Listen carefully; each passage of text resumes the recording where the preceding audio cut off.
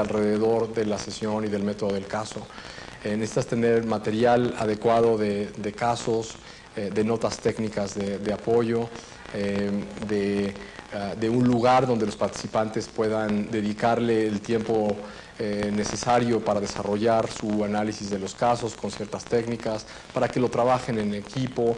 Y si eso no lo tienen también, a lo mejor no han ellos captado totalmente cuál es el objetivo del método del caso, cuáles son las actitudes que son demandadas de ellos, y entonces a lo mejor se puede perder también la eficiencia, ¿no? Podría parecer, si no está bien manejado, como que es un método ¿no? raro y que solo sirve un poco para discutir. Entonces hace falta crear también como un contexto alrededor de esto. Entonces hay que tener el contexto adecuado, hay que tener al grupo de participantes adecuado. Normalmente esperas que tengan pues, un nivel relativamente similar a veces de preparación y un poco de antecedentes.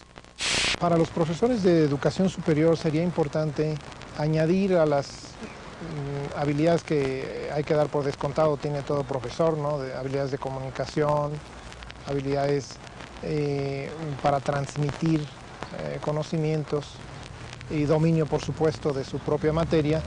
Habría que pensar en otras características que es necesario desarrollar para manejarse con soltura y con buenos resultados en el método del caso. A modo de ejemplo, citaría solo 3 de estas capacidades. Por una parte, la habilidad en el manejo de preguntas.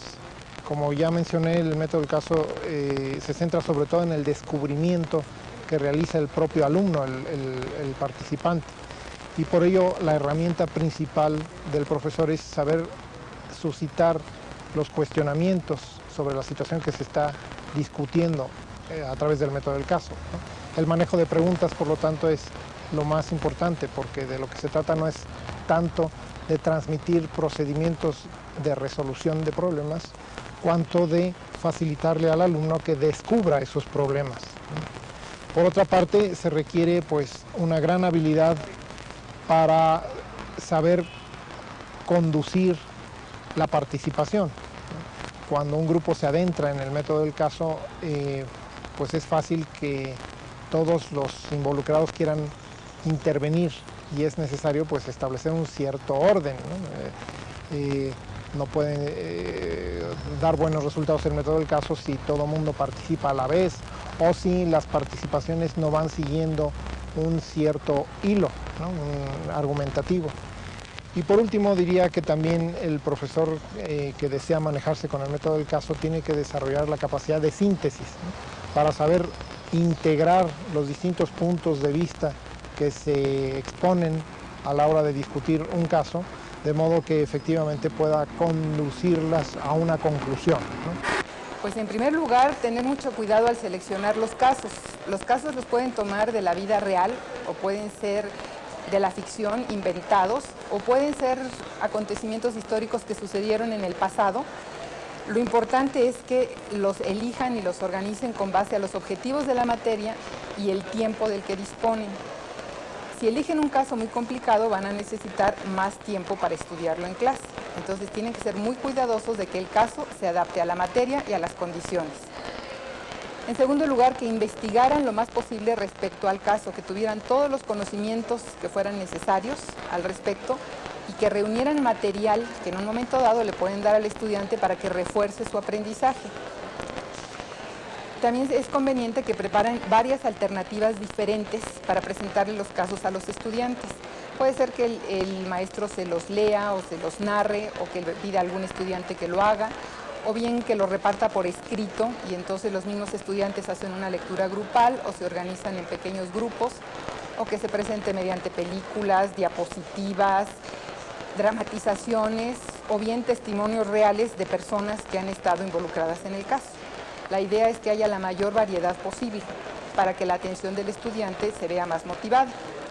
Lo más importante, me parece, es que el profesor no dé la solución por sí mismo, sino la retome a partir de lo que dicen los estudiantes y sobre todo que mantenga una actitud de apertura a nuevas posibilidades. Y para concluir este tema, es importante que tomemos en cuenta lo siguiente. El análisis completo incluye primero la presentación del caso o la presentación del problema. Luego, identificar las virtudes o valores en conflicto. Aquí es la parte aristotélica. Por eso se destaca con otro color la cuestión de valores en conflicto. Luego, evaluar la relevancia de los valores que se encuentran en conflicto, ¿sí? ¿Cuál es más relevante? Posteriormente, identificar a qué regla se corresponde el problema que se está planteando, a qué regla se le puede ir de acuerdo o en contra, ¿verdad? Enseguida, observar las consecuencias de cada una de las alternativas y determinar también cuál acción contrae el beneficio máximo. Esto te va a permitir un análisis más completo y te va a permitir elegir una alternativa de acción. Fíjense ustedes, y con esto ya vamos a concluir, no es en realidad en el campo de lo moral que exista una sola solución. En el campo de la moral podemos encontrar muy diversas posturas, ¿sí? Y buenos argumentos para decir que la solución debe ser esta o debe ser aquella. En el campo de lo moral, aunque llevemos un método con cuidado, un método de casos, no tenemos la solución definitiva.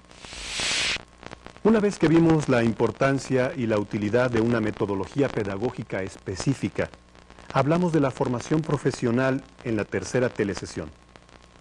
Vamos a verla.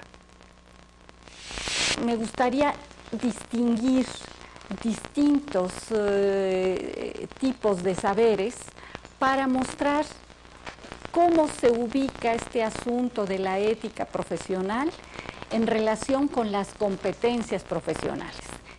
En esa lámina ven ustedes en la primera columna un conjunto de saberes.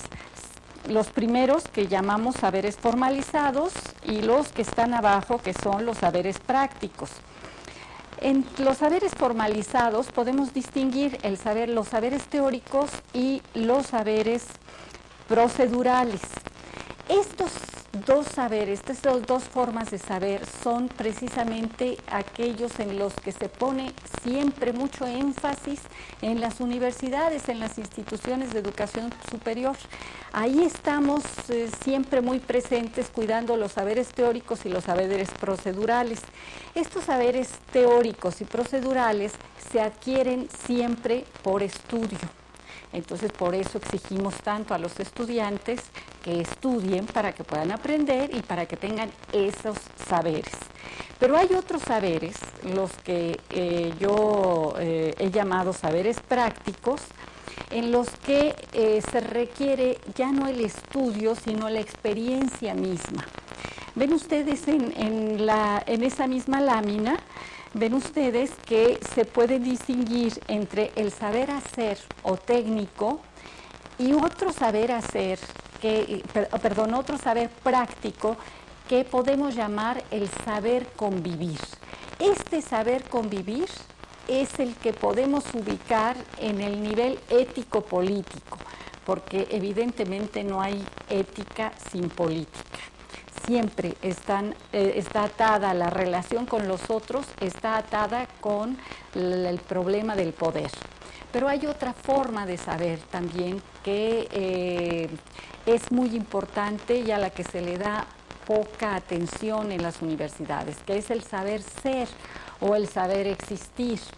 Es el conjunto de competencias que le permiten al sujeto construirse a sí mismo como tal, como sujeto.